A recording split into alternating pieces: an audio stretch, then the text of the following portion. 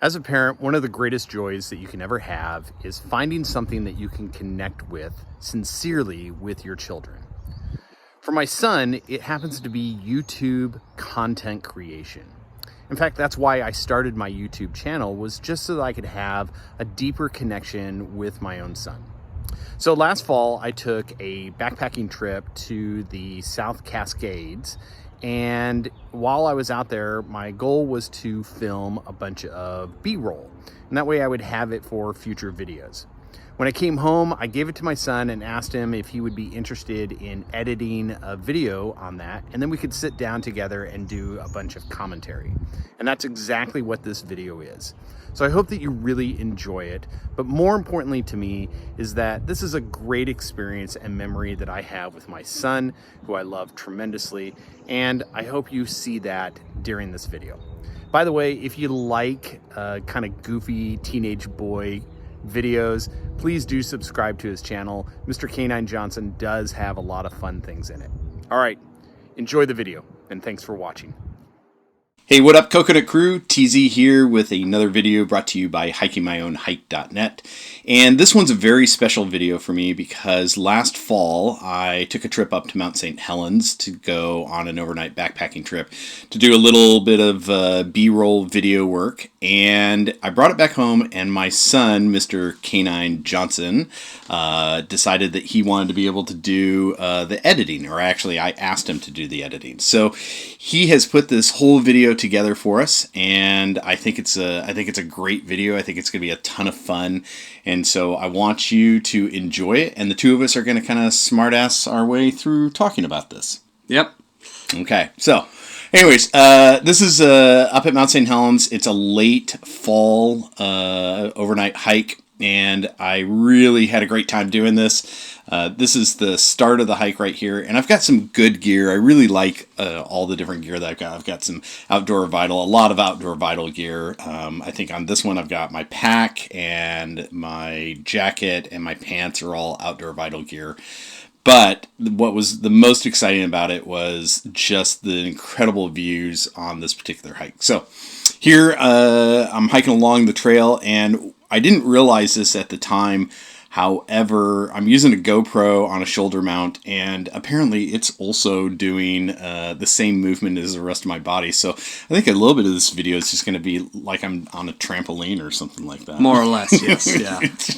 It's not very fluent. It kind of walks like me. It's half lopsided, half diagonal. Yeah, right. No straightness, just diagonal. God, so ridiculous. I didn't even realize that at the point I needed like a spring mount on it or something like that.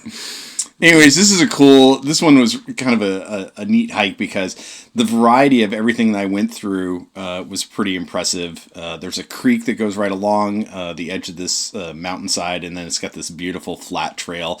Most of this hike is a flat trail, like you can see right here, but even, I think about now, it's probably, I want to say it's like about 1 o'clock in the afternoon or something like that, and even now there's like nice frost on the ground, so it was cool, it was comfortable, it was fun hike for me to do. And I don't know, why don't you go on these hikes with me? Yeah, I don't know why either. You don't know why you don't either. Probably. I'm not precisely sure. Maybe it's because I like my adjustable bed that moves me up and down like a robot. That's what this is right here. This bridge, this is a sketchy bridge. I don't know why I did it this way. I should have just jumped down into the ravine and gone across. But this bridge, it's all icy and snowy, and you can't see it here, but it's really angled. It's angled at like about 30 degrees, bending down. So here I am trying to figure out how to get across, how to film it, and not fall and hurt myself. And this is a dumb move. I should have just gone on the other side. And then me editing, I'm just waiting for him to fall. It'd make a much better video. Right?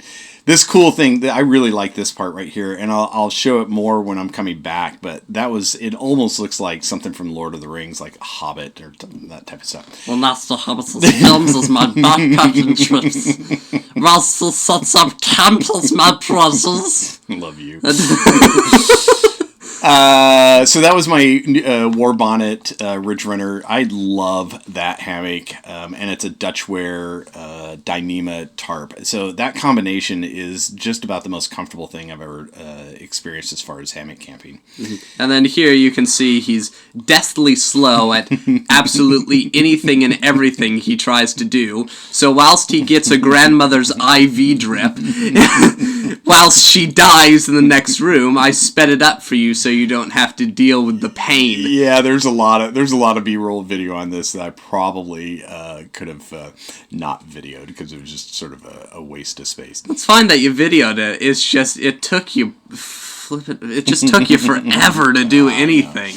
How long did it take you to actually edit this video? As long as it took you to probably film it to do this. Yeah, it took a long time. So, anyways, the last scene that you saw there, that was getting my water, and I do gravity purification on my water. And then this time, I wanted to make a nice fire. It's been a while because you can't do it. You can't build fires during the summer. Just because of the fire hazards that are out there. But now here in the fall, after there's been some rain and it's colder, then you can do some fire. And so this is a little camp axe that I had, and I don't think I'm going to use this axe anymore, or the hatchet anymore, just because it's flat. There's no bevel to it, so it doesn't cut very well. So, but I tried it, and as you can tell, as I'm going along here, I'm trying to split up all this wood, and then pretty much I mangle that tree down there at the bottom. He struggles for like 15 minutes. Yeah, it's pretty bad. It's pretty bad. Yeah. I'm not.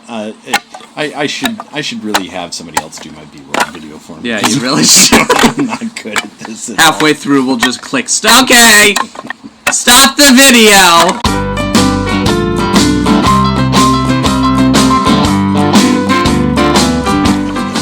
We've had enough pain for one day. Yeah, we got enough wood now, right? Mm-hmm. So, I think one of my favorite things, and this is one of the reasons, I think we did this when you and I went backpacking up at Mount St. Helens. We built a fire up there, and that's really one of my favorite things to do when I'm backpacking is building a fire, and I just like the work of putting it together and then having something really, really comfortable to be able to sit by at night. This campsite was so phenomenal, and this is my new Helinox chair, Chair Zero. I've had an REI chair and I've really liked it, but eventually I went with this Helinox, and I do like this chair. I think it's extremely comfortable. And of course, it's so nice to be able to have a chair after you've been hiking all day. And it's blue. So it blends in with the woods perfectly. Yeah. Never find bears. I don't think you realize this, but Mr. K9 is color deficient. Mm-hmm. Yeah, so he thinks that's blue. Is it gray? Yeah, it's gray. Okay. So this was the one luxury item that I brought on this trip that I was the most excited about. What I'm putting up right here, it's string lights for nighttime, and so you'll see them a little bit later, but it is so nice. It takes the sort of the darkness. Oh yeah, you don't want to see me naked at all. That's not a pretty sight. Yeah, it's not any. Yeah. So. All right, so I love cooking when I'm backpacking, and this one was really one of my favorite meals. So I was gonna make this sort of steakhouse bowl. So I got these dried mushrooms and then cooked them all up, and then I mixed it with some instant mashed potatoes and some other items that are in there. Put some meat inside of that, some steak inside of that, and then the French's crispy fried onions, and made this beautiful steakhouse bowl. And then I had this great beer. This beer is called Lewitt Lager. It's made locally in Southwest Washington, and it is a phenomenal beer to have while you're out backpacking. It's a little extra weight, but I enjoy having it. And so now I get to just sort of relax. And I can't believe that I walk around like a walrus. You do, like, the whole time he's walking around like someone from Madagascar. He's walking like one of the penguins. You're like, I'm not sure what we're doing, Kowalski. Go get a bomb with fire. Oh God, I've got to get back. So here are his lights.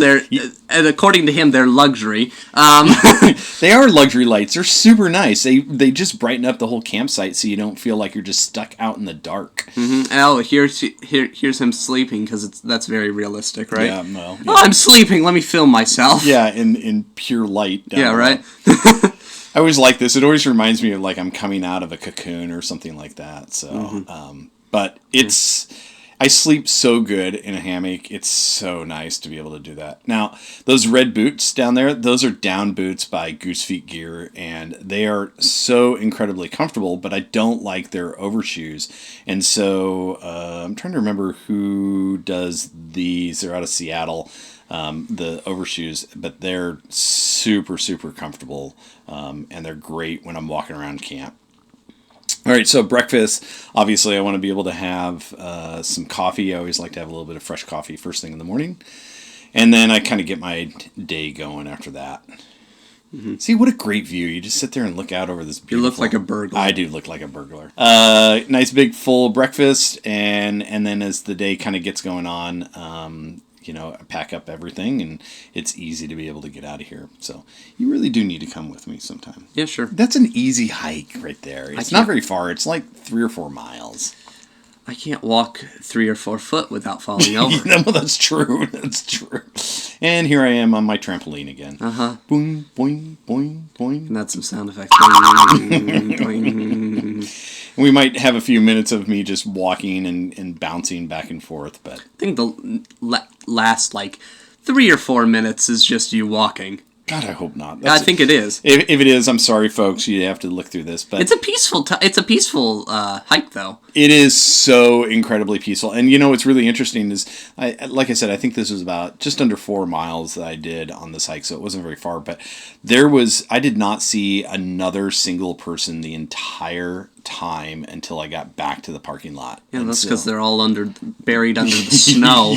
That's why I don't go backpacking with him. I'd be under the snow. Ah, yeah. On this clip, you walked for so long. I know. I had to stop. Where are you going? Where am I going? I was like, okay, apparently he left the tripod right and camera. All right, so this is the part that I think is probably the most exciting part for me of this whole trip is that I've been using trail runners for I don't know, probably about a year now, but I haven't had an opportunity where I've actually had to walk through the water with trail runners on, and so I did on this particular hike. I went through, this is one of 2 water crossings I did. And what's so cool about it is that once you do it, then your feet dry out really quick. So I'm a big believer in trail runners. All right, this is going back to that one thing that looks like something from, Hobbiton or something like that, where there's, like Lord of the Rings, where the hobbits live.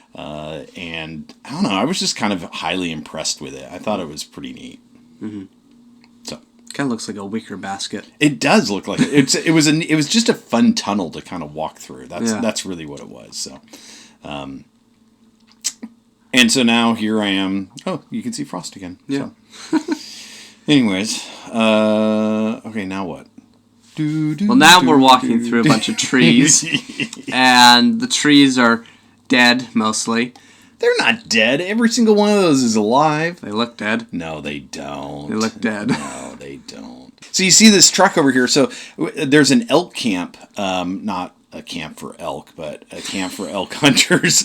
And an elk camp! Yeah. It was huge. I mean, those guys, the size of their tent, it must have been, I bet it was a 30 by 60 tent. I mean, it was massive in size, and they had wood stove, and they must have had 3 weeks worth of wood or something like that. I went further up than that. I was just kind of going, yeah, this is the trail, and that's about where the water crossing was, right in that area. Mm-hmm. And I think this is my favorite bit. It just kind of slowly fades towards the mountain getting closer and closer, and then it'll go back to him in the him in our garage, right? Unpacking everything, taking way too long. Yeah. But this is probably one of my favorite shots because the GoPro is actually stable. I finally make it back to home, and when he talks about how long it takes me, take a look at the background light, because it's pretty bright, and I'm pretty happy, and I'm getting all my stuff kind of dried out and cleaned out. And keep in mind that I didn't time lapse. This is already time lapse. Yeah, so this is all time lapse. I think I time lapse the time lapse. Actually, I really do. I You think probably did. And so how long does it take me to do all this? It goes from being light to being almost it was pitch dark black. out. It was just terrible. about pitch black. Yeah, it was ridiculous. And then we have his outro. Yeah, so. With him just walking them out, and I really like that outro. Yeah. I think it turned out very interesting. Yeah, that's awesome. And so I'll let him do the outro then. Thanks for watching this. We had a great time. It was fun doing it. Thanks for doing this with me. You're very welcome. I love the editing, and we will see you folks on the next video. Lovely. Yeah.